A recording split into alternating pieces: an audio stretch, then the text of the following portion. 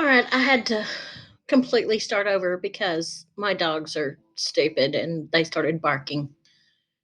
It was just bad. So anyway, I've moved over to this example. This calculation right here of the z-scores, I will save that for very last because the only reason you have to do that is one is if I ask you for a corresponding z-score, you would need to be able to do it. And two, if you were depending on the z-table to calculate your probabilities. But if you're using the calculator or you're using StatCrunch, you will not need to calculate your z-score. You'll be able to do it with this data. So they've done a survey, they've collected this data. It says that we have randomly selected 50 drivers. So that means that our sample size is 50. Since the sample size is 50, I don't care if the population is normal or not. Our sample will be normal because the sample size is greater than 30. We're only concerning ourselves with this age group.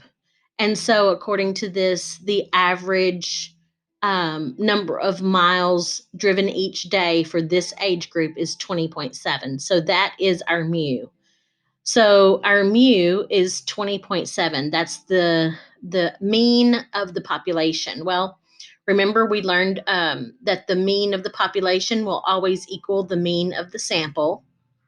The central limit theorem says that.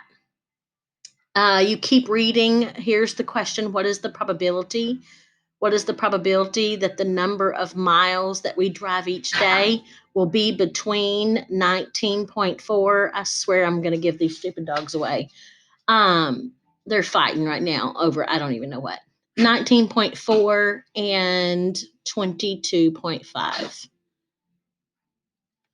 So that's the probability they're wanting us to find. And remember, anytime they say probability, we're looking for area.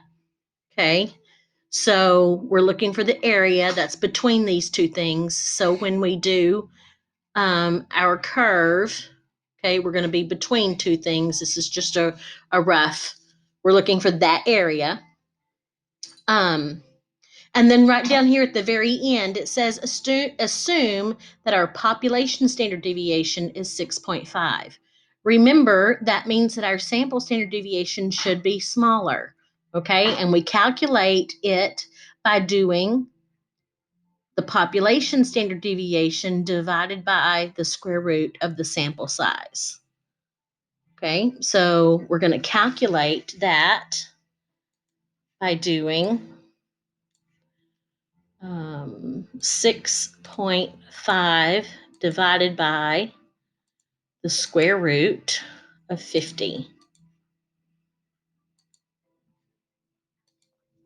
And that comes out to be I'll say 919. 0.919. So when we come over here to build and I'm going to do it on StatCrunch because it's faster.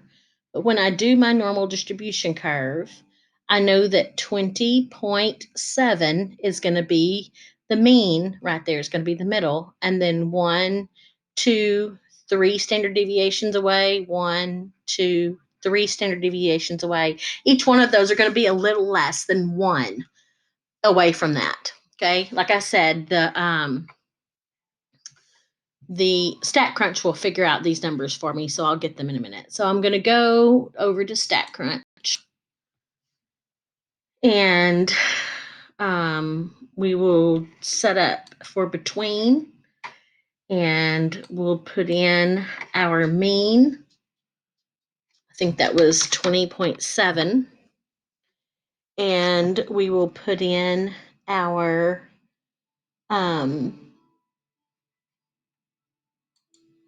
standard deviation. What was it, 0.919? Is that what it was? Let's see, this one, 0.919, yeah.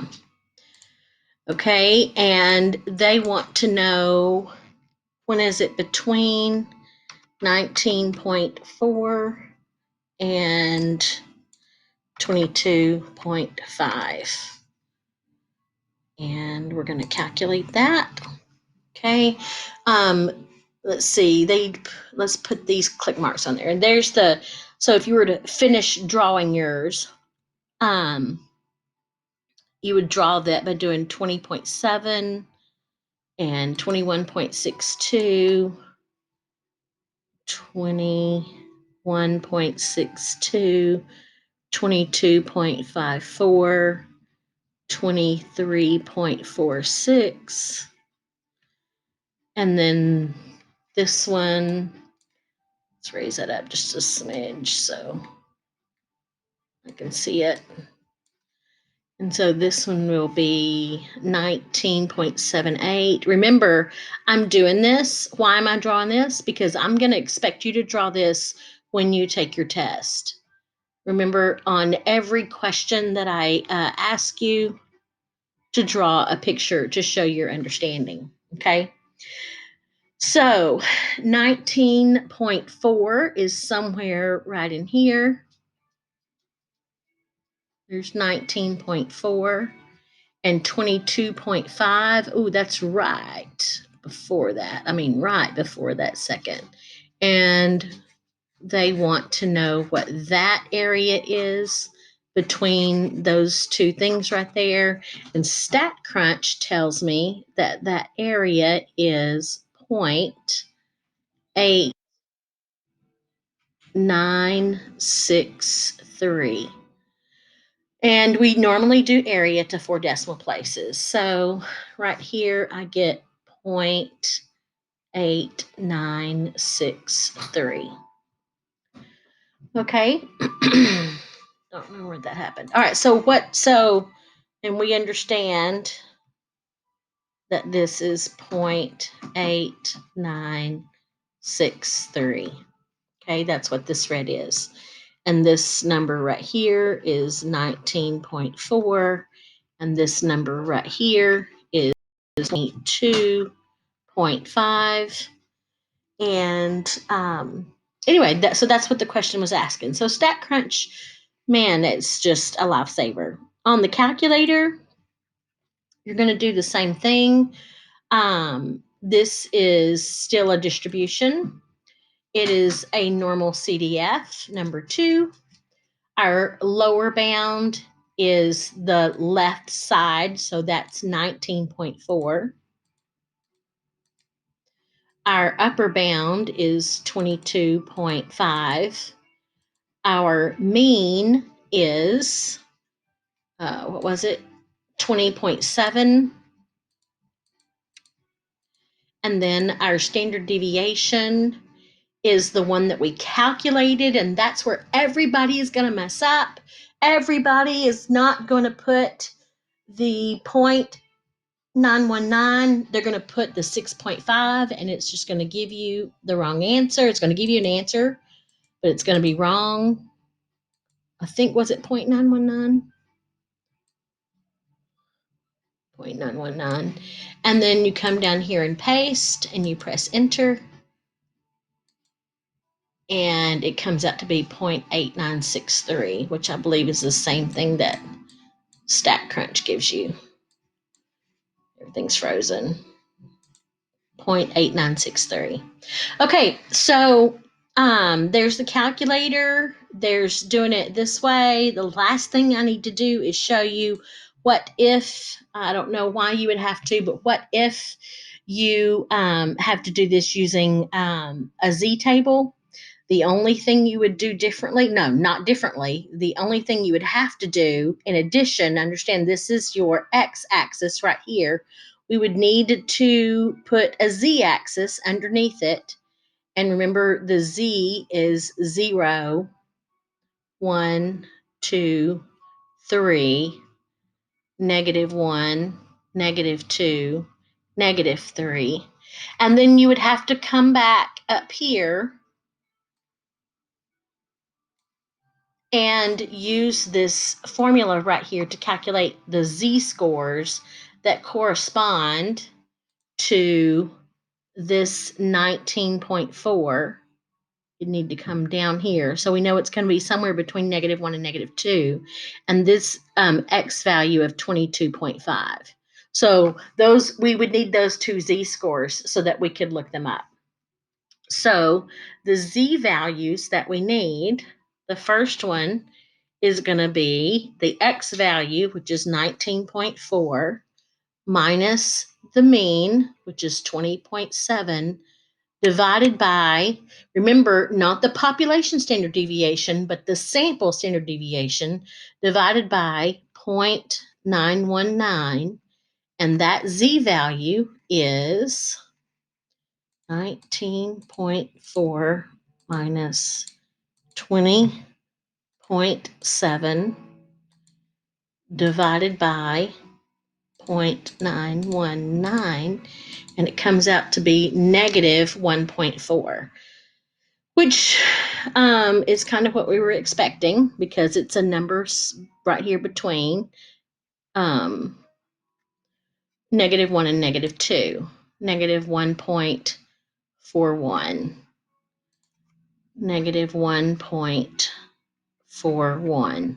We would do the same thing for this z value over here. The z is calculated by taking 22.5, that's this number right here, minus the mean, which is 20.7, divided by the standard deviation of the sample. And we do that, and we end up with, I've already done it, so I'm going to just write it down, 1.95. And that makes sense because it's really, really, really close to 2. And so what you would do now is you would have to go, you would need to go look up, remember when you're doing a z-table, it's the second z-score minus the first z-score. Not really the scores, sorry, it's the area. It's the area for this one. So you would find this whole area right here, and then you would subtract off that area to get the area in the middle. So you would do the area for the first z-score, for the second z-score, minus the area for the first z-score. So the second z-score minus the area for the first one. So you'd go look those up. And let's see, the z-score, I forgot what it was. It was 1.95. So you would go look up 1.95. That's this one right here. So 0.9744. 0.9744 minus this z-score right here, negative 1.41, negative 1.41, negative 1.41. That's this one right here. Negative 1.41, 0.0793, 0.0793, 0.0793. Subtract those two. 0.9744 minus 0.0793, and you get 0.8951. Now, why do we come out with 8951 instead of 8963? Come on, somebody knows the answer to this. 0.8951. Why do we get difference? Because of round off error. Oh, stupid dogs. I'm too close to the end. Shh. I'm too close to the end. I'm not going to delay it because of that. But anyway, so this is round off error. These two numbers right here are definitely rounded off. The calculator's using more decimal places. So even though it looks like it's a really big round off error, it's not. Remember, 0.89 is the same thing as 0.89. Round those both up to 0.9, so you would get the same answer. I would accept that much round off error as a difference. But really, I expect y'all to use either StatCrunch or the calculator. But anyway, so there's how to do that problem. So what I'd like for you to do is try to work that problem. And I'm probably not going to do a video on this one because you should be able to check my work, but I will probably do a video for this one because they do ask you to do an extra little bit on that one. So one more video to come.